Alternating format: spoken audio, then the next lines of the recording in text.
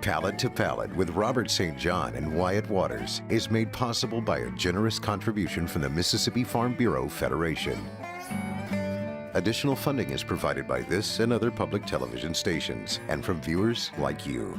Thank you.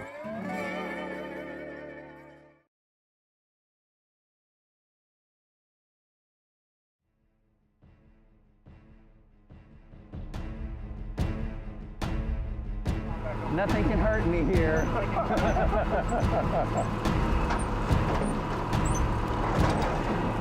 Okay. That's normal. That's supposed to be happening. He said suspiciously. Whoa, Nellis. All right. All right. You ain't gotta tell me but once. What a great time on the Mississippi Gulf Coast. We covered one end to the other. Wyatt's doing a painting at Stennis Space Center. We're going out on a shrimp boat where we haul in a massive load of shrimp. I'm gonna cook those shrimp up, and then we're gonna hit museums all along the coast. This episode is rated R. Me hearty.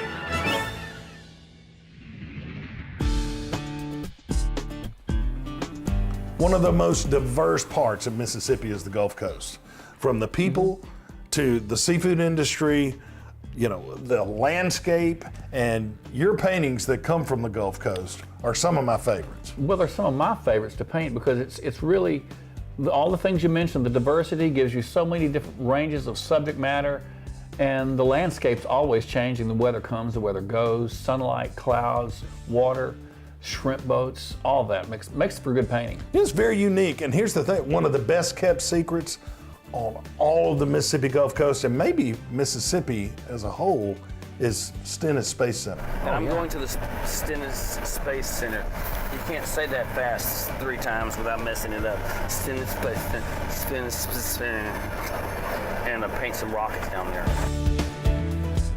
You know, we didn't want to do the stereotypical things always. And I think that's where Stennis Space Center came in. And we kind of just were moving in a fluid manner that day and got on the phone and made some calls. I say, are you the guy that went to Italy for a while? Yeah, we're both, we both went to Italy. We did a book. So my wife is in love with you guys. Oh, well, we like her. You know, there's some top secret stuff obviously going on there because you have to jump through a lot of hoops to get in. But since Katrina, they've moved that visitor center out onto the interstate.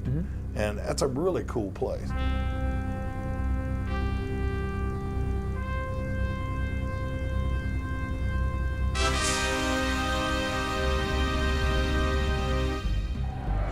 Bay St. Louis, we have a problem.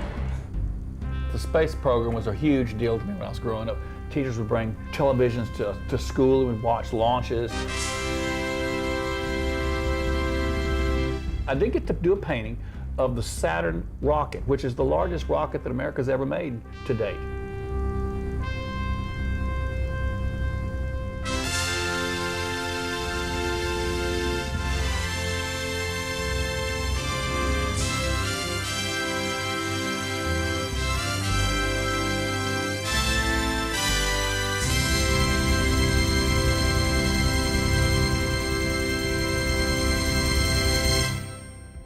My mechanic would say it's warm with a capital H. How's it going? It's going. Was that possibly the most dangerous painting you've ever It wasn't the rocket, tried? It was the alligator. There was an alligator, and he told us there might be an alligator out there, and there was a little water area to the side, and the cameraman told me, said, oh, look over here, and there was this V coming toward me, and it got close and kind of stopped. He wasn't going underwater, but there was an alligator out there. It was a real live alligator. I mean, it was there. And has that ever happened before? Have you ever Well, yeah, painted but a painting with an usually just alligator that close by? I don't know. They usually just go down. This one was coming toward me. I had never had that happen. So you had one eye on the painting, one eye on the alligator. Yeah, I was kind of like that. That's good. I like that. You launched rockets. Yes, I did. We launched all the time. I don't know how many rockets we built and launched. I had a potato gun. I did. I had a potato gun. But our rockets were, you know, they were just tiny little things like that. Nothing like the scale of the Saturn. I mean, that's really what impressed me about being there. That thing was so big.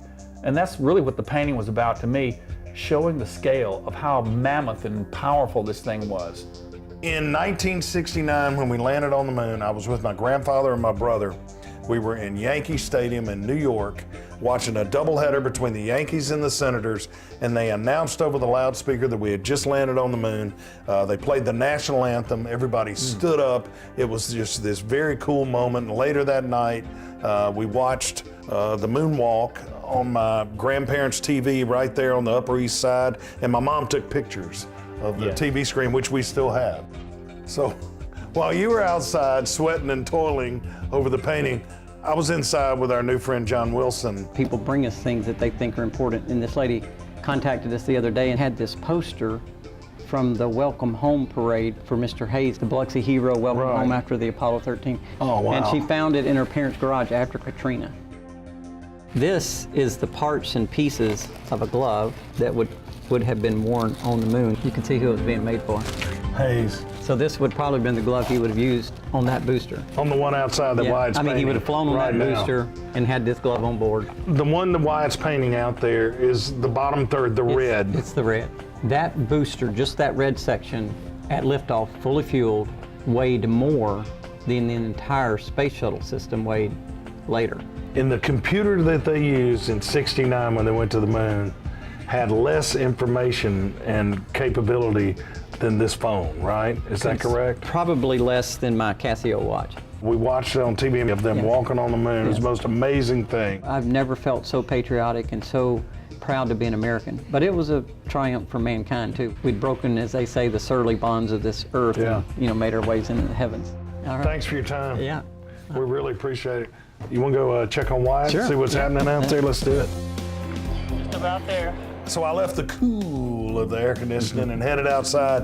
And dude, that painting you did, the scale of that rocket. It was that little bitty person compared to that huge rocket that you've seen a million times, but when you see it in the flesh, it just, I had a blast doing it. Here's the Gulf Coast, and you've done a lot of beach, you've done a lot of shrimp boats, you've done a lot of those things, but to choose that rocket to represent the coast, very cool. Houston, we have a painting.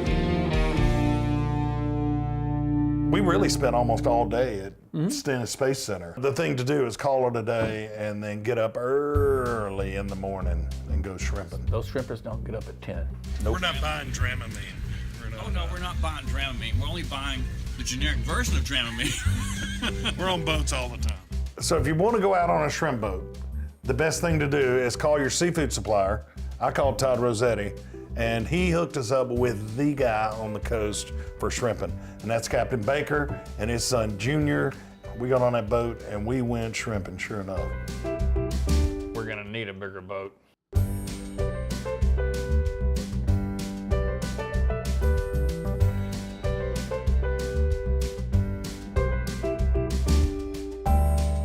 So when I was a kid, we came down here. My grandfather took me to Beresev's. I had my first raw oyster at Beresev's, which was right there between Beau Rivage and Hard Rock. And they had the pier restaurant. Down the beach a little bit was Sun and Sand. That's the old coast, the old line coast restaurants. There's really only a couple of restaurants left. Mary Mahoney's is the last of the kind of the old line Gulf Coast seafood restaurants, which I love. We went for a 3-hour tour. I painted the lighthouse a few times, but I've never seen it from the water. Everything looks different when you change your vantage point. So we're going out there, we're passing the lighthouse, and all of a sudden we see this shrimp boat coming back. The only boat out there besides us Yeah. was another shrimp boat. The problem was it was coming back. Leaving all that bounty of shrimp for us. They told us it was going to be a bad day for shrimping. I think we both had a positive mental attitude, and we thought, no, we're going to prove them wrong, and we're going to have a great day shrimping. Let's see what we get. The skies were a little ominous.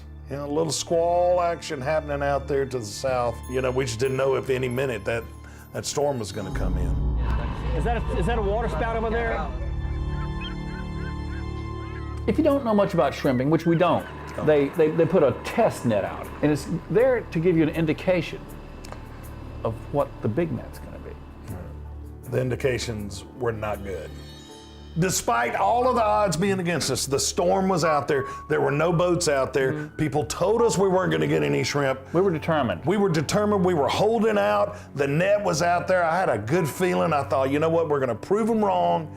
And they started pulling that net in and pulling the net in, and I thought, here we go, man. This is it. It's going to be loaded with shrimp, and they pulled it in. I think we were both fired up. It was our first drag, big load of shrimp. Possibly a new career for both of us in the shrimping business. This was our moment. And then we picked it up. It wasn't much of a haul. Had a lot of fun. I think all told, once we sorted through everything, I think we had 24 shrimp. 24 shrimp, not 24 pounds of shrimp, certainly not 600 pounds of shrimp, which is what they typically bring in a day, 600 pounds. 24 shrimp. That was a good serving. Yeah. We caught all these little bitty trash fish, and you know, most fun I had was throwing all those, feeding all the seagulls. Oh, good shot. Hey, Jonathan. Nobody's gonna do that. I know, this is a period piece. We didn't haul him many shrimp, but the cool thing about it is we met Captain Baker, a cool guy, and Junior, his son. We pulled in, we counted 24 shrimp today.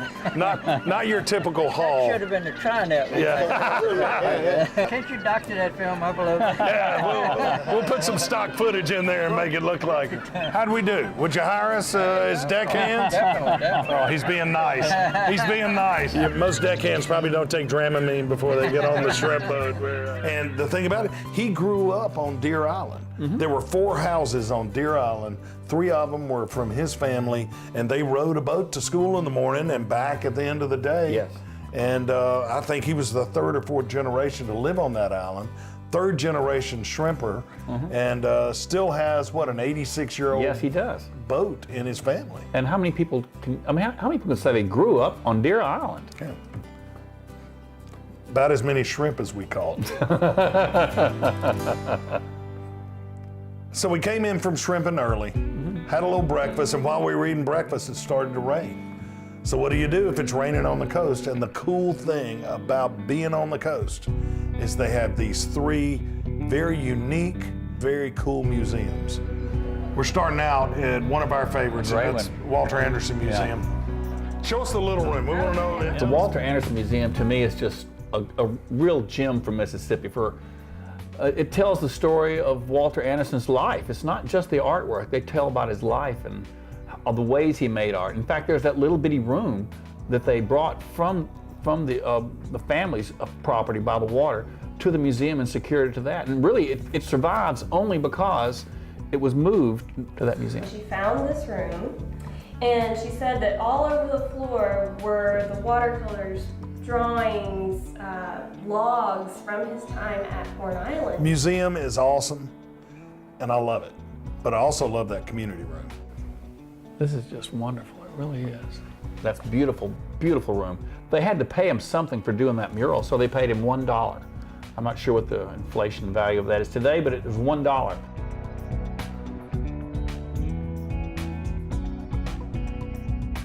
Didn't he tie himself to a tree on Horn Island like during a hurricane? Yes, he did. That actually was Cat Island, which he didn't go to as often, but he did survive a week out there, I believe, tied to a tree, just waiting out the storm. So he was not deterred. He was going to get out to the island and create and do his thing no matter what. But he would row to Horn Island, right? Yes, he would row to Horn regularly. And that's the boat that's in the boat in main the museum is the boat that he used. But the museum is more than just a home for those paintings. It really tells the story of his life, and that gives you the information of why he did what he did. You remember we did an event in that community room, and where I cooked and you painted our kind of typical deal. But the next time they asked us to do that, someone learned that you can't cook in there anymore, which is the right thing to do because, you know, I talked to someone who had dances there in high school and they would tape stuff on the walls in there and just, you know, it wasn't taken care of for a long time. And now I think they really appreciate what they have. Sure, they should. It's a great asset to the coast and really the state. Let me clue you into a secret about the Walter Anderson Museum. Only when it's raining do these sayings of Walter Anderson's appear. So if it's raining and you're at the museum, make sure to take a walk down the sidewalk outside. He was an unusual fellow and a little off center, and it's common knowledge. He spent some time at a state hospital. Typical Mississippi artist stuff. You know, there's that famous quote from Designing Women where they talk about the difference between the North and the South. And in the North, you put your crazy uncle in an asylum, and in the South, we put him on the front porch. And we celebrate that, and I love that. And that's kind of like, you know, certainly George Orr. Yes, he was. He used it to his advantage, in fact. Huge fans. Oh, well, obviously a woman with good taste. George Orr took what is usually considered a functional kind of craft and really elevated it to a sculptural art form with his ceramics. But what was really great is there was a Picayune artist that also did something unusual. She was there, and her paintings were not done with a brush and paint. They were done with embroidery thread and a needle. Beautiful stuff. You would I mean, think. true craftsmanship and artistry. Ruth Miller, who lives in Picayune now, it's just amazing. And you think this is a beautiful oil painting, and you get closer and you see that it's thread. Wyatt's in stitches.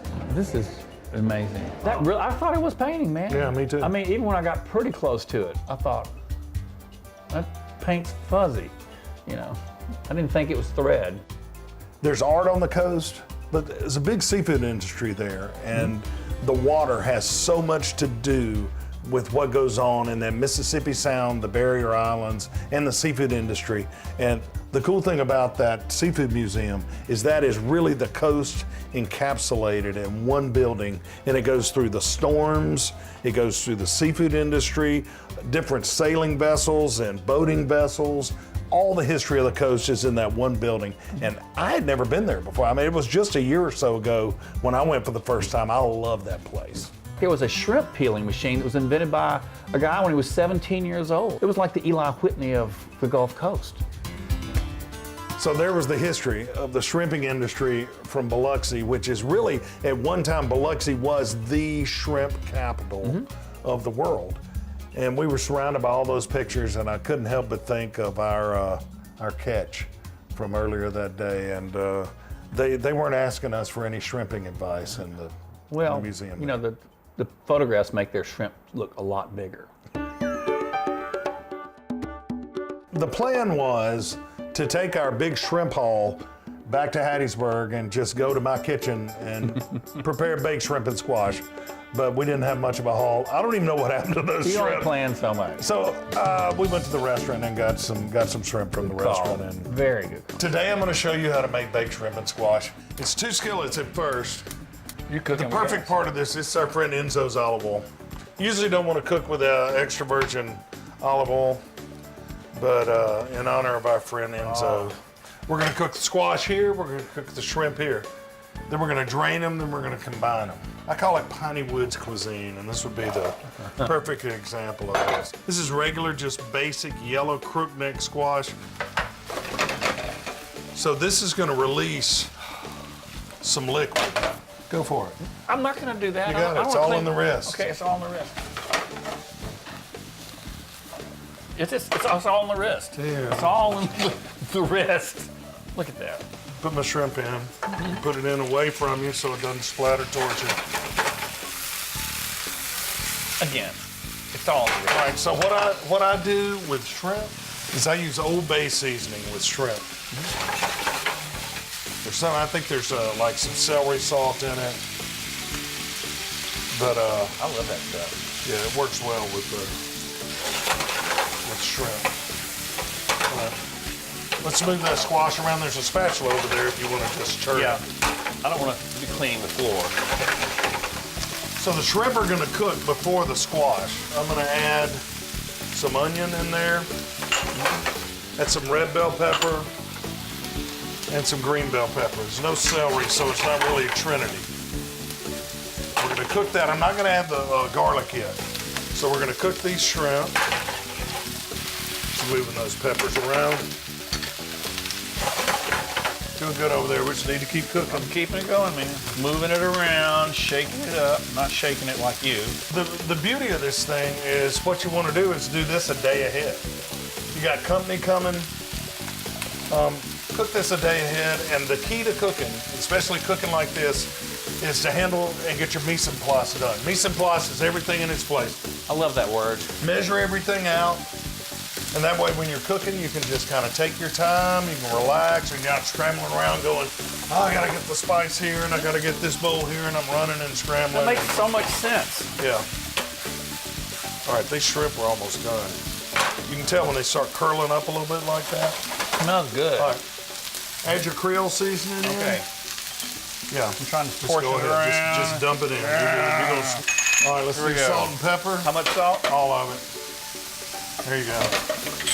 Pepper. Pepper. All right. Green onions in. All of it? And I'm gonna go ahead and add this garlic. Yeah.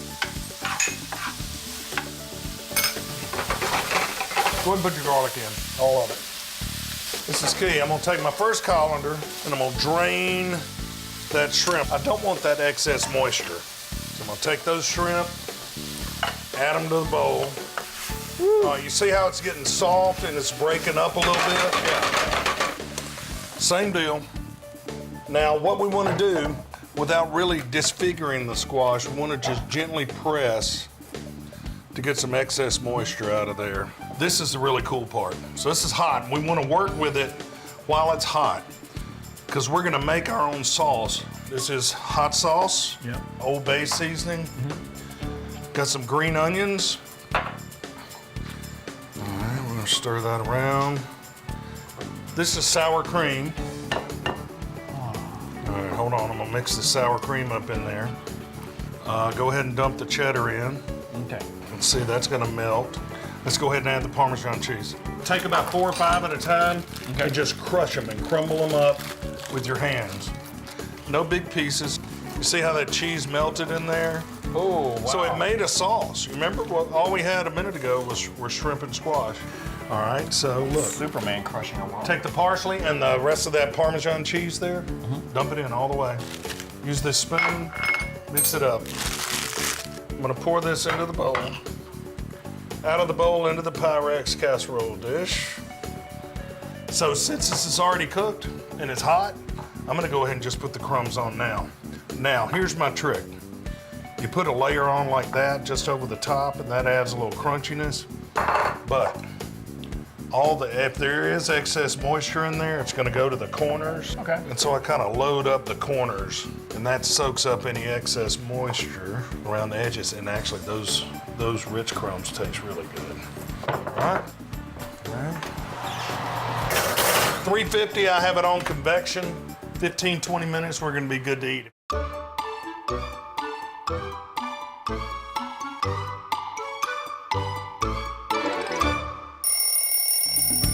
Look at it. Bubbling. Ooh.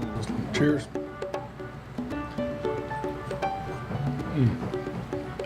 Excellent. The crackers are really... That's it. great. You know what? That's what makes this dish the expertly crumbled rich crackers that you did.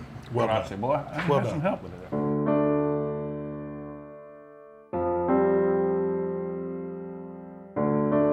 2017 is going to be known for rain. And by mid-June, when all that fresh water started coming out into the Mississippi Sound, it affected the shrimp haul. It affected our shrimp haul. The other thing about it, it affected you going down to the Gulf Coast, the rain did. And I was on hold for a couple of plus weeks because of the rain. You made do.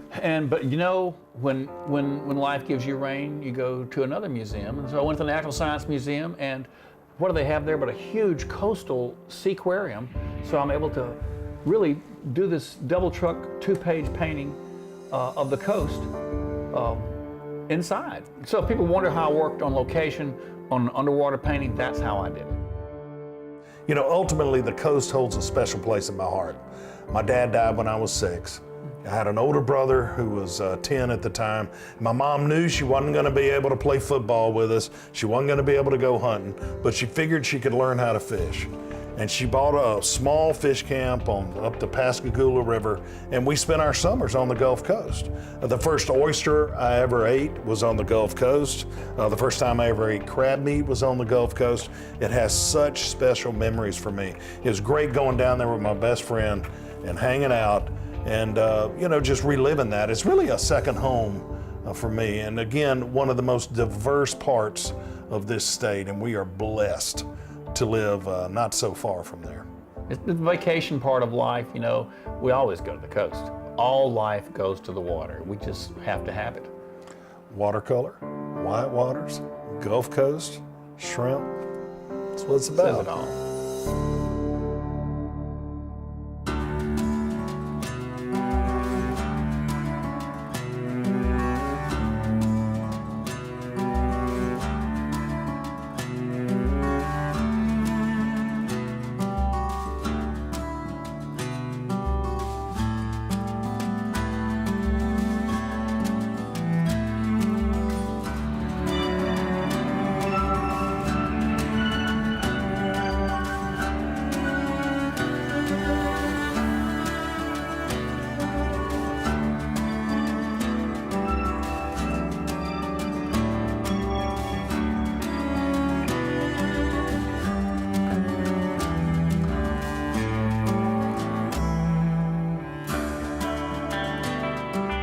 Many of the paintings seen on today's program are featured in the A Mississippi Palate Cookbook. This beautiful volume also includes Mississippi Heritage recipes. A Mississippi Palate Cookbook.